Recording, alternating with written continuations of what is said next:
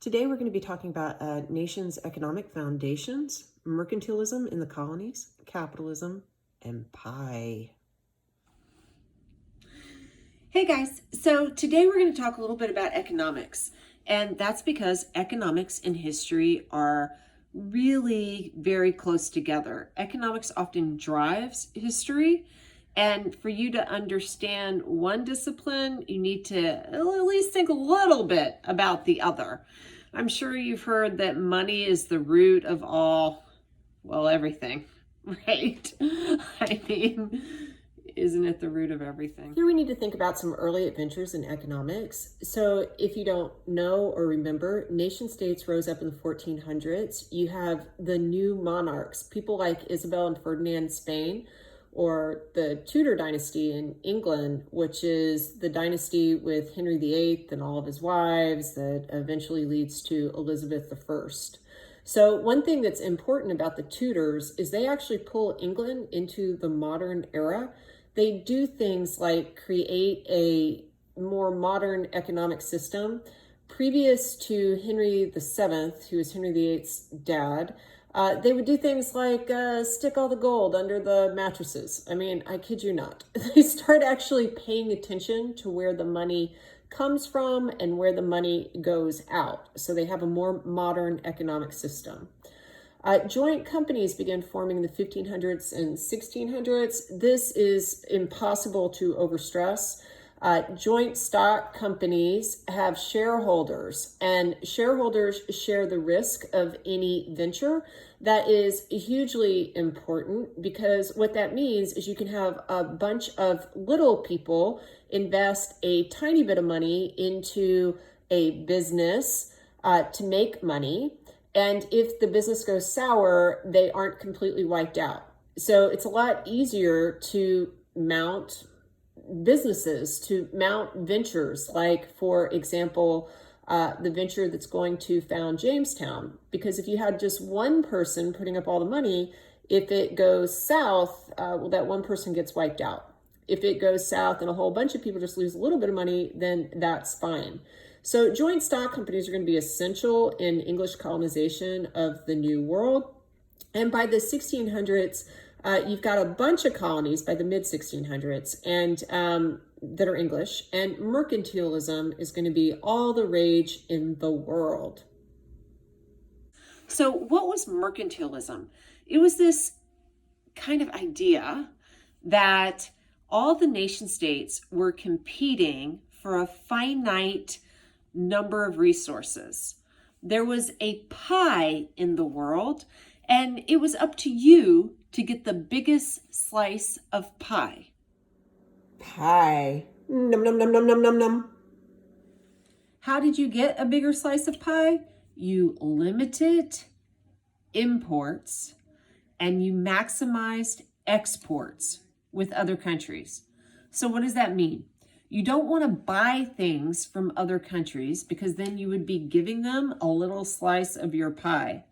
You want them to buy from you because then they would be giving you a big piece of their pie.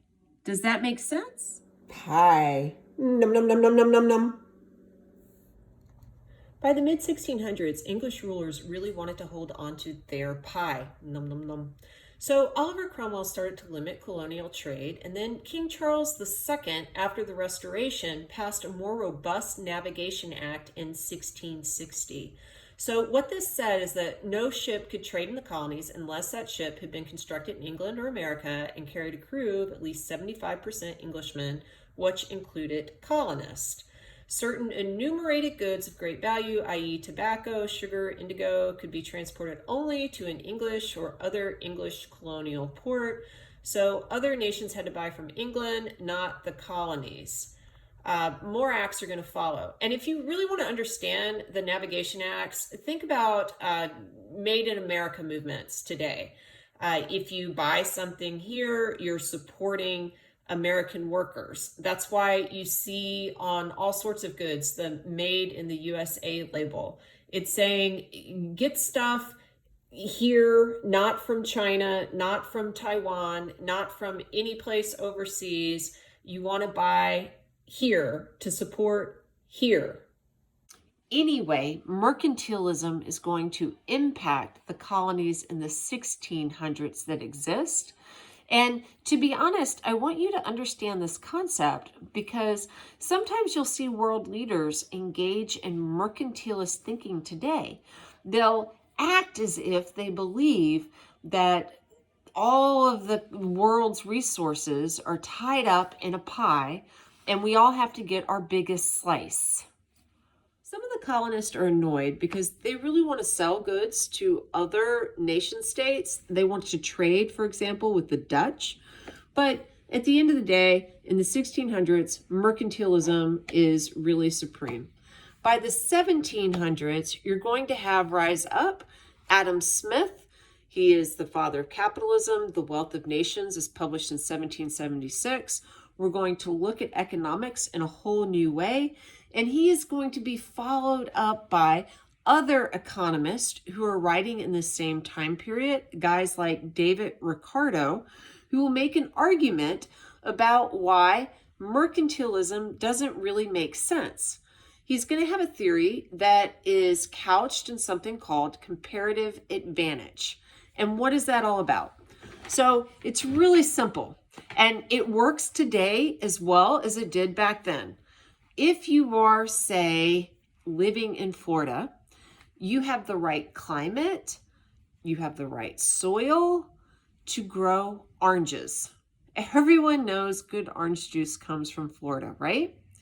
Think about Texas. Can you grow an orange in Texas? You can fry an egg on a sidewalk. I'm not sure you can grow oranges easily. I'm sure you can, but it's going to be more expensive and harder to do than you can in Florida. So Florida has a comparative advantage for growing oranges. They just have the right environment. By the way, Texas, excellent for cattle drives. We grow steak. That's what we do. We supply the world with hamburgers. Woo, yay.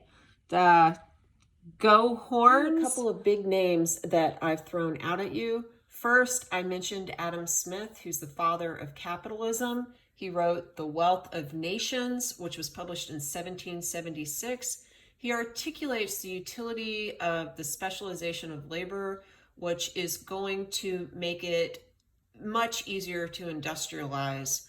Industrialization happens in the United States in the 1800s. But Wealth of Nations, 1776, that's the year we have the Declaration of Independence. Huge, huge, huge, huge. The United States is going to be a capitalist country.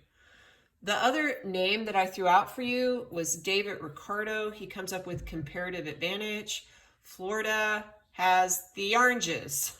Texas has the steaks. Florida grows the oranges. Texas grows the steaks. This is a really simple concept if you think about it, but it's actually pretty mind-blowing. It is really a foundation for something called free trade. If you have an easier time growing oranges than I have growing cattle, then why don't I grow the cattle and you grow the oranges and we trade with each other and we don't worry about the pie slices? Because frankly, if I do something cheaper and easier than you, and you do something cheaper and easier than me, we can get together and swap and do a big old exchange of goods or services or whatever, and both of us will actually come out on top. And strangely enough, our pie will get bigger. What? It's a growing pie, so more people can eat it. Growing pie. Now, at this point, you need to understand really what is pie. Adam Smith figured out that pie isn't really just money. Or you could think about resources like the kings and queens in the 1600s. That's not what pie really is. It's not silver and gold, which is actually finite. Pie can be having more material goods that increase a people's living standards. Therefore, pie is material well-being. That's what pie is. Pie is people having oranges and steaks through trade, free trade. A bigger pie is ultimately a goal of capitalism. That's why Adam Smith thought it was more moral if you engage in free trade with one another, if you use things like comparative advantages via Ricardo, then in the end, everyone will grow their material well-being. And that will actually apply to people who are not just the joint stockholders or the kings and the queens. As the pie gets bigger, more and more people get to eat the pie. Like, think about material wealth in the United States in the 21st century. Do we have people who have less than other people? Absolutely. Can you see huge wealth divides? Absolutely. If you look at the poor in the United States and you compare their pie piece to, say, the pie pieces of the poor in third world nations, they look like they're the rich people. The United States has such a big pie at this point that our people in general have the highest living standard in the world, or at least one of. And we can argue about whether or not there are problems within the system, because there are. But that's the goal, was to grow the pie. Now, you might say to me, aren't goods in general limited? Even if you can trade for all these various goods, at some point, don't you ultimately end up with only so many goods in the world? And I would say, yeah, but innovation encouraged by capitalism creates new goods and services, which also grows the pie. I mean, think guys, King Charles I, King Charles II, Oliver Cromwell, the Tudors, were they talking to each other on cell phones? Do you think they could have understood that witchcraft? I don't think so. You would have been burned at the stake. But back to the early days of a command economy, i.e. the tightly controlled economics of mercantilism. Navigation Acts in the 1600s limited free trade, and that will create some not great feelings. Pay attention to that. But afterwards, you have free trade expand in the 1700s, really the 1800s. These ideas start to really take hold. But you can see today in the 21st century, people still arguing and debating about what is kind of better. Shall we control the pie, or shall we make the pie grow? Atticus says, pie? Yum, num, num, num, num, num, num, num, num.